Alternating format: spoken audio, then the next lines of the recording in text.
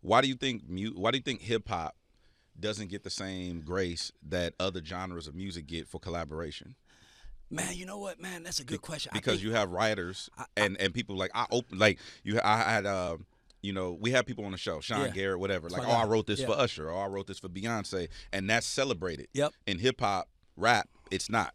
Because rappers are celebrated when they write their own lyrics. But I mean, just because you wrote a song, like so for example, we did Rules for Doja Cat, and we also did the one with her and Gucci. It's my favorite record we ever did, like that, right?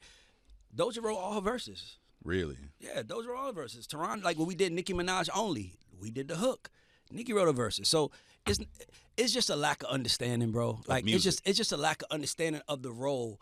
And until we learn, that's another thing. Like when I learned the difference between how black people did music, handled their business, how white people did, it was like, yo. What's the difference? Prime example. Usher, I'll tell a story. This is the real story. We did this record for Nicki Minaj only, right? Nicki, Chris Brown, Lil Bad Wayne, bitches Drake. only. Nothing but real Nick. We Niggas did that, only. right? Okay, yeah. If I did that record with a black producer, I would have had to fight for 10% of that record.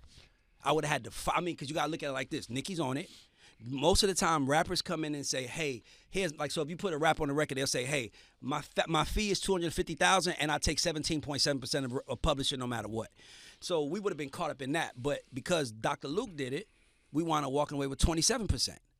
Because Luke was like, no, it's 7 writers on a song, everybody gets an equal percentage. Then I was like we didn't, like on the black side, it'd be like, nah, Gina, you wrote 3 words, so here's your 3%. Mm-hmm. Compared to like white people, they in the room, they like, yo, the record never suffers. Because now instead of Gina trying to figure out how to get her shit on or Hed trying to get his shit on, we in the room just saying, let's make the best record because it's 4 of us and no matter what any of us do, we're going to split it 25% each. So that's like splitting the bill at dinner. Yes.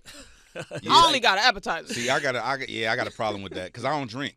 Yeah. Niggas be ordering drinks. We got bottle service. Like, I ain't fucking with that. Yeah, I'm just being honest. Yeah. I'm part of the problem. Yeah. Yeah. No, but see, that's different though. But like You know what I'm saying? I get that, but I'm talking about like how we make our money. Because I've told this to black producers. Because you wouldn't believe how many black producers like, I want to work with Tehran. I'm like, yo, he gonna do pop slits. No, dang, shit, I'll give him half of my. I'm not giving no new writer. That's why you ain't gonna be around. Wow. So watch this. Now look at songwriters you said, right? The one thing that black songwriters don't do that white songwriters do is they don't collab with each other. Max Martin is the biggest songwriter of all time. If you can add to a song, he wants you in the room. A big black songwriter is like, I'm not writing with you, giving you a piece of my putt. Why the fuck would I do that? That's the difference. You don't realize that one day you're gonna be old and they're gonna be young. Mm-hmm. And if you start training them what you know, by the time you get to that graceful age, like Tehran is 42 years old right now. He's the hottest he's ever been. Name a black songwriter that's in their 40s that's hot. A songwriter. It don't happen. Yeah. It don't, like, we use it because black people, we magic. They extract our magic. When I figured that out, I was like, oh, that's how it goes. Like, they extract our shit. They take from us.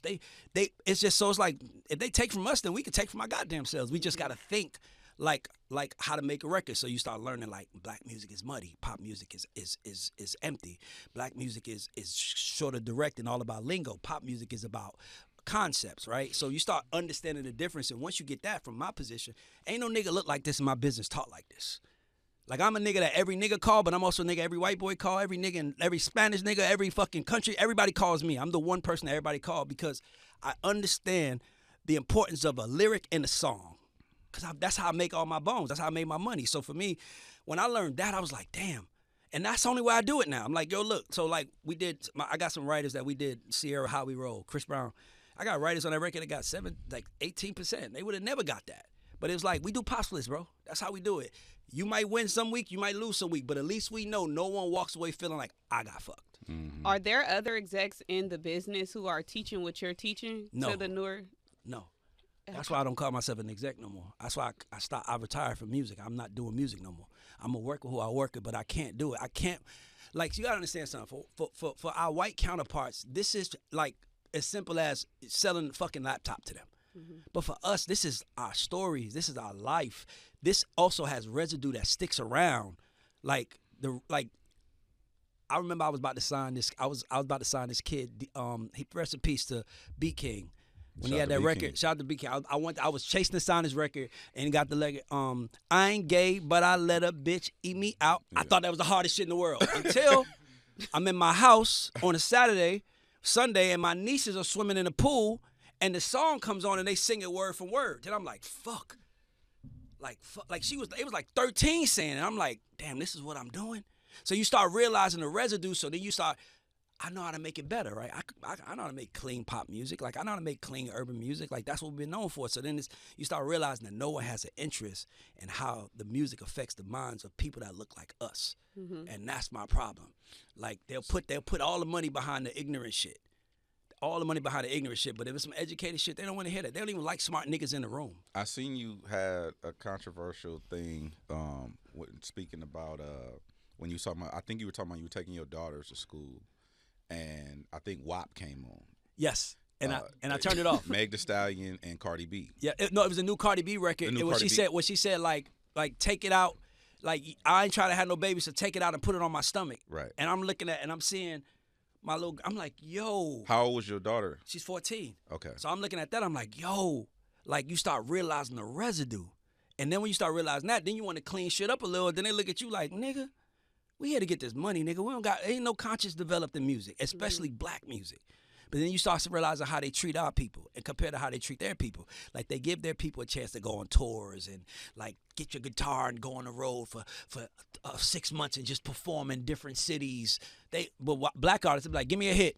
Give me a record. Now, put it out. Like, they don't give us that grace. So when you start realizing that, it just changes how you see things. So my question is, based on that premise of the records and stuff like that, the record just came out, Bruno Mars, Sexy Red. Terrible. So I just got into some shit because I love the record. I think it's amazing. No. It's hard. The record is hard, but Bruno Mars saying what he said in the beginning is terrible. Okay, for what? For culture, for music, the world. For the world. For the world. It's like, what are those lyrics exactly that's terrible for I don't know. It's like, I just know I was listening to it, and I know we was in the car, and I was like, is this Bruno? To my fat, wet pussy or something like that? I'm like, what are you talking about, bro? But when you trying to be down with us so bad, you'll do whatever we say, and that's, to me, what happened with Bruno at that moment. So you don't think that? So I guess the conversation that I was having is trying to figure out who is the police of the art. Right, and I think that's a good question. Me personally, I think it's up to individuals to police their own communities based around the art. You have your tribe, your wife, your whatever. I think it's up to you to police your household, but not necessarily control what gets put out there into the ether. Yep. If that makes sense. For sure. Who then is the governance over, like, what's trash to be put out to the world versus what's dope art versus what's a slap or a bop? I'm gonna say something very unfortunate, and it's not gonna be popular, but as long as the black community allows money to determine our wins, nobody.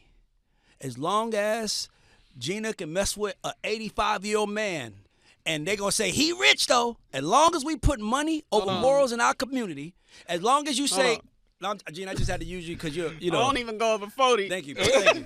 But you understand what I'm trying to say. But I'm only using that because it's like when Russell Simmons' daughter got with this old, it was like the shade room comments like, girl, get your bread. And I'm like, as long as we're putting money over morals in our community, we never going to get far.